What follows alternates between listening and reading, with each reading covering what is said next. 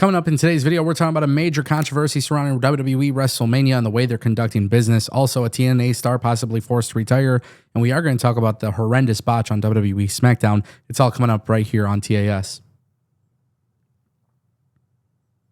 And if you guys want more videos like this, don't forget to click that subscribe button, ring that bell. This way you never miss a video on the channel. Trust me, you never want to miss a video on this channel. Let's kick things off with Nia Jax, because there has been a lot of talk, a lot of controversy, and a lot of disappointment from many people because of what happened on Friday Night SmackDown. Now, obviously, we have this triple threat match with Tiffany Stratton, Nia Jax, and, of course, Jade Cargill. And there's been a lot of conversation about this. You guys probably saw the pinfall. I mean, this is the main event. This is the last match. This is how the show is going off the air. And you have Nia Jax, they have this whole issue with Nia Jax getting pinned 1, 2, 3, and she doesn't kick out, and then the ref doesn't call it. And this has obviously led to a lot of people being disappointed, a lot of people being unhappy. There's a lot of people throwing the word sandbag around because Nia Jax, I mean, there was moments where it appeared that maybe she was not trying to actually help Jade Cargill or Tiffany Stratton look good in this match. I don't like making those accusations. Personally, I don't believe in those kinds of things. Obviously, in professional wrestling, we have seen the history of wrestlers doing that. But in my humble opinion, I don't think that's really the case. Now, regarding the botch, there's been a lot of concern because the match obviously continued after this botched pinfall. And what was really, really strange is that you have a situation where it completely throws things off.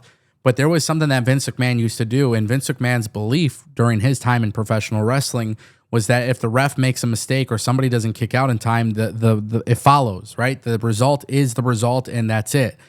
In this particular situation, it was a very bad look for WWE. It was a very bad look for Nia Jax, especially when you see that she's like conversing with the ref after it happens, and then she then decides to kick out way after the fact. It was such a weird, strange situation. But what I will say is this: in professional wrestling, mistakes happen. And while I don't agree a lot with Vince McMahon and the way that he does things in professional wrestling, it's hard to ignore that something like this needs to be prevented. It's a huge issue in WWE and AEW and in other wrestling companies where the referees might make a mistake or a wrestler forgets to kick out, something happens, and then the refs just look really stupid and really foolish. And I have personally been under the belief for a very long time that the match, it needs to be, I think the match itself, it just needs to whatever the mistake is, just go forward without it. You know what I mean? As far as backstage heat on Nia Jax, we don't know anything about that at this particular time. I mean, there could always be some particular heat, but who knows, right? And maybe this is something that gets covered on WWE Unreal, right? WWE, you never know what they're doing. It's something to pay attention to for sure. Let's talk about it. Ash by Elegance yesterday night at TNA Victory Road. She had a promo, and she revealed that she is not competing. She is stepping away from in-ring competition, and this led to TNA doing a impromptu match between Kalani Jordan and man, I always want to say her WWE name, which is bothering me, but Li Ying Lee, who they were the final two in the Knockouts Battle Royal. We obviously had Indy Hartwell as the special guest referee, and they had a singles match. Now, Ash by Elegance, a.k.a. Dana Brooke, she announced that she was stepping away from in-ring competition, and she had to relinquish the title. Nobody knows why. This is a very, very weird situation. I think deep down inside, what I'm noticing right here about WWE and TNA and all of these companies is that certain things are being tight-lipped, and I understand that, and I respect that 1,000,000%. But the thing with Ash by Elegance was initially she was being put in a position where she was going to have a match with Masha Slamovich anyways. So nobody really knows what the situation is. But when you're relinquishing the title like this and you announce that you're stepping away from in-ring competition, usually that means you have sustained a career-ending injury or something of that magnitude. I do not believe that we should be speculative here. Obviously, the situation is very, very sad because Ash by Elegance, I think we've all seen Dana Brooke really making an improvement. But not only that, she's completely transcended everything, right? She is one of those people who, got out of WWE, went to TNA, and actually did something so much cooler than anything she's ever done in WWE.